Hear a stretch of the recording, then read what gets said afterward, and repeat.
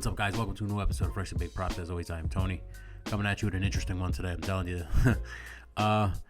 It's no secret. If you know my other channel, False Finish Productions, and you know that I love pro wrestling, always have, always will. I'm not a big wrestling toy collector because I'm a little late to the party and I'm not going to start trying to catch up. So I just get the ones that I kind of like, that kind of mean the most to me. This being one of them. It's the obviously old school Undertaker from like 1996, 95, 96.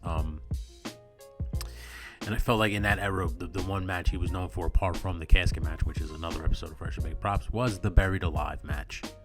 The Inferno match was more Kane.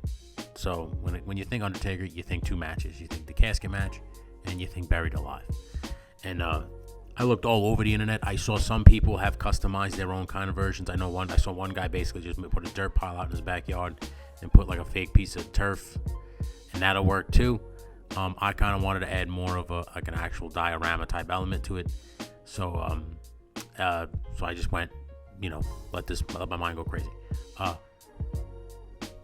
This looks like dirt, but it's not. It's all stuck there. It's literally just a set now. It was a great process. I used basically the same process I used for the Ice Cave diorama. And I'll switch it over now so you can see, so you get a close look. This is pretty much what I did from scratch. So this is how it's basically built out of. It's built out of a cardboard box. So the inside basically is the flaps of the cardboard box.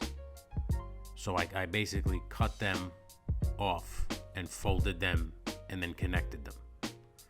So if you look at the inside of this box, it's literally just two flaps folded. And I don't know how, I'm trying to think of how exactly I did that, because it literally folded for me. So I think I cut the cardboard box on the sides and then just took and flipped it over and then connected it kind of like that. So it literally formed its own 6-inch deep grave hole for me, which was pretty cool. And then this, I noticed all of the Buried Alive sets, at least from the early ones, were just like a mound of dirt with just like a small patch of grass on top. So I didn't want to go crazy. I don't want to make like a graveyard, which obviously I could do, but I wanted it to look authentic, like the Buried Alive set from the old 90s, from 1996 mostly, or 1999 when he fought Austin. I will show you what the inside looks like. That's what the inside looks like right here. I basically just took hot glue and glued like the design on it, because when you look at pictures of the Buried Alive set itself, it just looks very like the earth is compacted on each other. It's just the set they made. It's obviously to hold shit out. This is basically the outsider now. It's just made from cardboard. It's a cardboard box that I cut all up and I just basically glued together. This was all just trial, no error.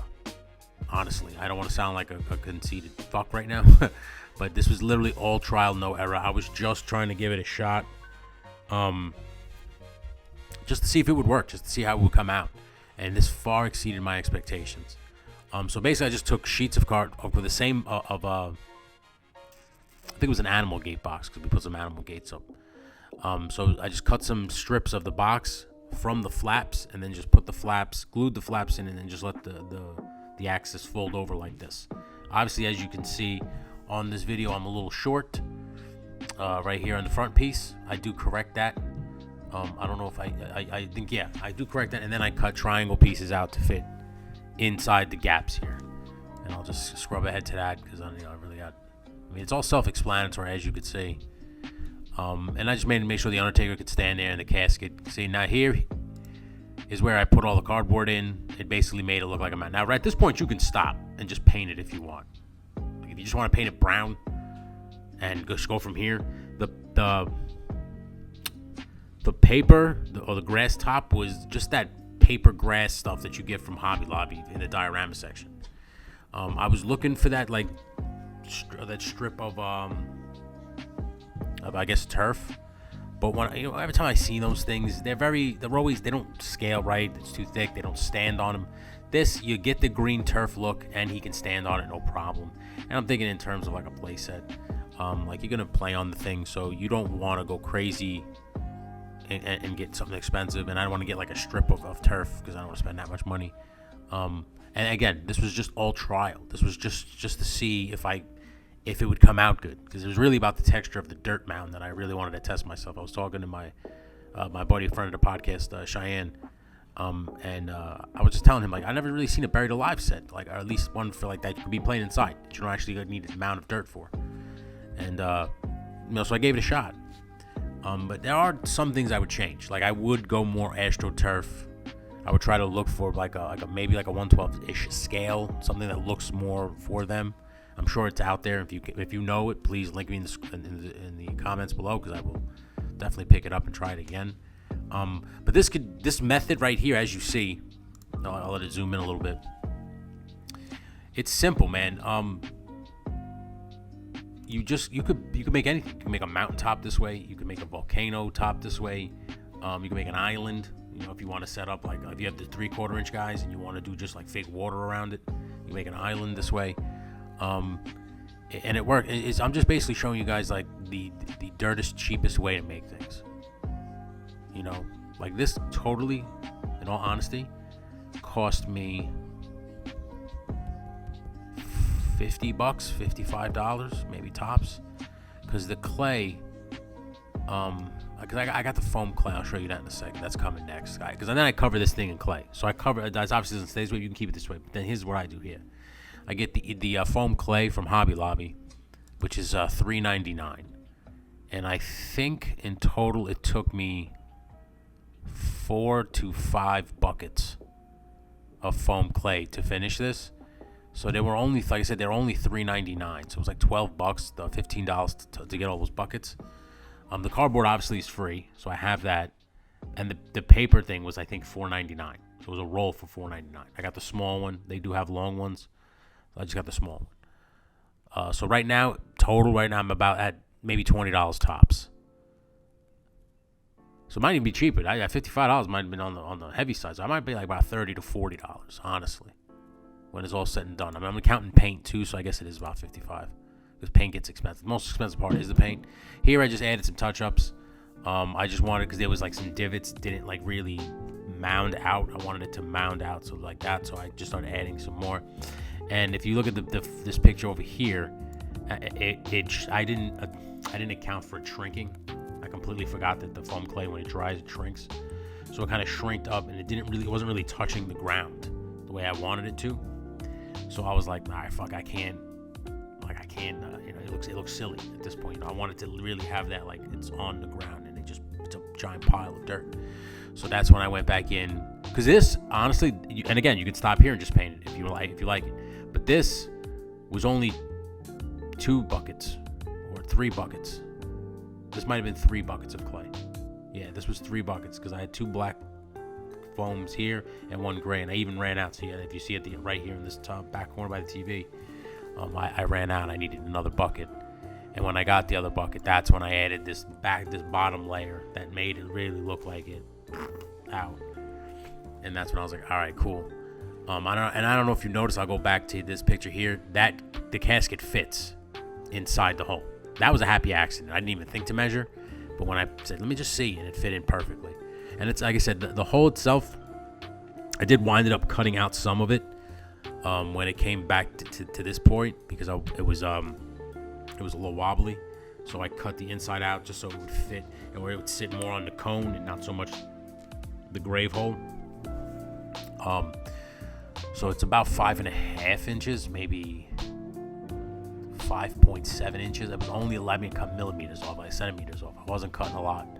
So it might be 5.5 at the most, at the very least. And then I said, when I added all the clay, that's when started getting a little heavy. This thing total, I'd say right now weighs about 5 to 6 pounds, which doesn't sound like much, but for a playset, it's heavy.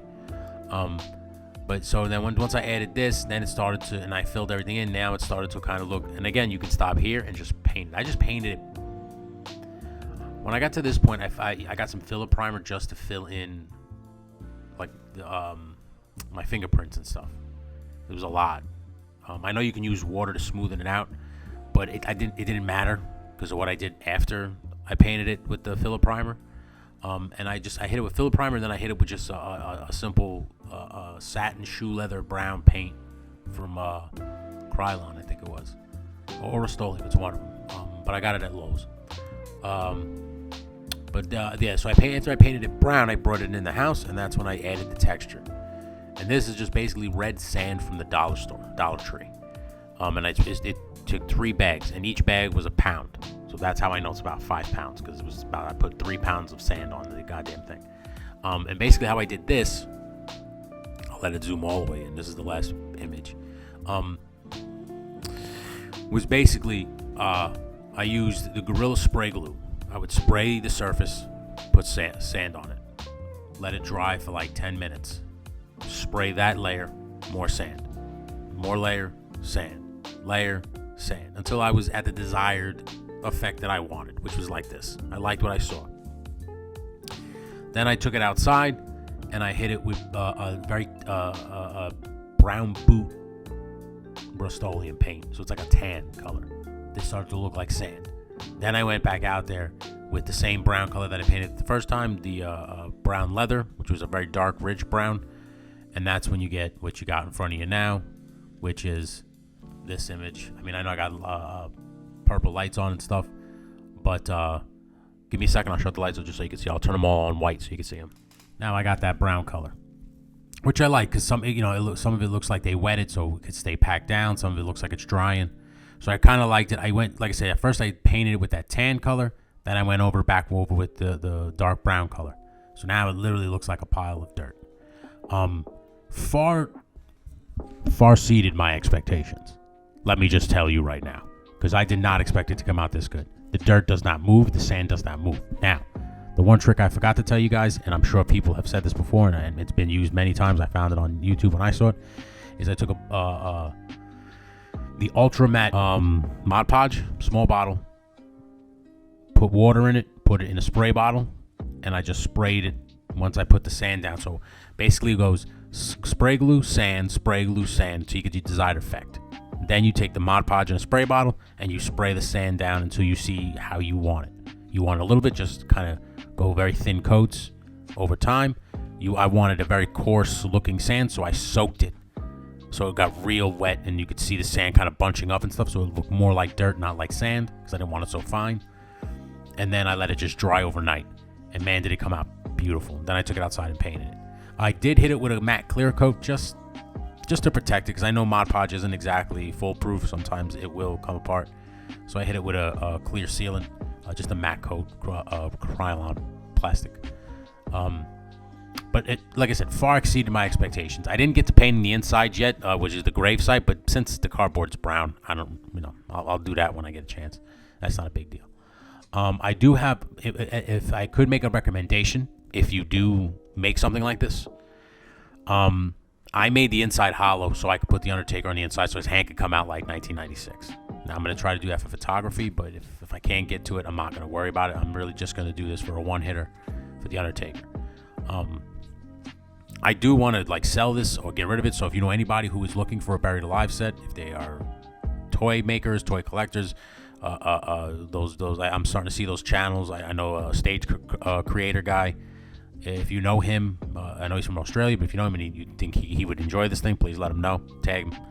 Tell him to come check this out, because I would love to get rid of it, and I would love for it to be put to good use. So,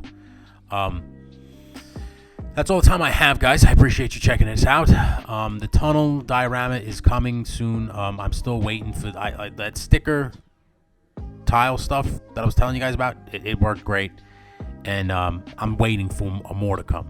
And it's just taking forever. They're saying now it's coming at the end of this week, so we'll see. But like I said, this thing was awesome. Check out the one hitter for this that's coming out probably at the end of the week, if not early next week. And then, like I said, I will be coming out with that part 2 play motion video, I promise you. And then I'm going to get back to work on some other stuff.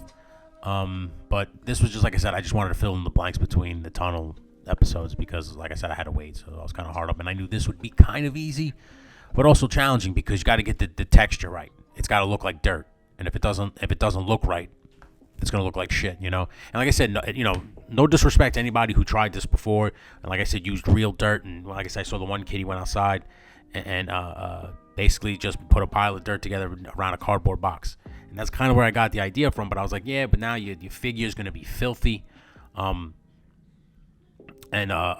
you could potentially lose pieces. Like, who knows when it comes to like the ground and shit like that. Plus, you got animals out there that shit and piss. Who the fuck wants to play with that stuff? So, this you have no problem, no mess. Now, what I would recommend if you're doing a buried alive thing, if you're gonna film something like this, like I might probably do, I'm gonna use kinetic sand. I have brown color to be like the mound of dirt that would be on the side and that you would bury your figure in. So at least that just comes right off. The figure doesn't get dusty and filthy, and you don't have an issue. I also made it where there's a hole at the bottom of the box, obviously at the end, at the bottom of the graves, and you could put like a garbage bag around it, and then when everything goes in, you can just lift the set up, take the garbage bag, and all the sand or dirt, whatever you use, will be in there. And you can either throw it out, put it back in your bucket, or whatever. That's just little tricks that I'm telling you that I did that because I didn't take pictures of that, so I'm just telling you. But like I say, it did get heavy after you apply sand. The sand texture could be used for anything. So if you want to make like a beach thing, or if you want to, like I know a lot of people use this for model trains, this method. The model train sets, the very small scale stuff. But I'm just trying to show you guys that you could use this on the 1/12 scale level 2. It will make your sets heavy, but it would also could protect it because all the fucking layers of coats, whether it's latex or acrylic, whatever it is, that'll keep this in place. So, like I said, I hope you guys enjoyed this episode. I appreciate you guys checking it out. I appreciate you guys subscribing and liking everything, and commenting. I really, it gives me hope that this channel is going to grow to a point where, where you guys will like see everything coming, and please like hit that bell button. I guess that's a bell. I'm kind of new to this whole like YouTube streamer guy. All the stuff we did for Full Finish Productions is just pro wrestling, man. So it doesn't involve me. This is the first time I'm just like the guy on the channel. So I appreciate everybody coming through, man. Thank you so much. Like I said, like and subscribe, and as always, stay baked.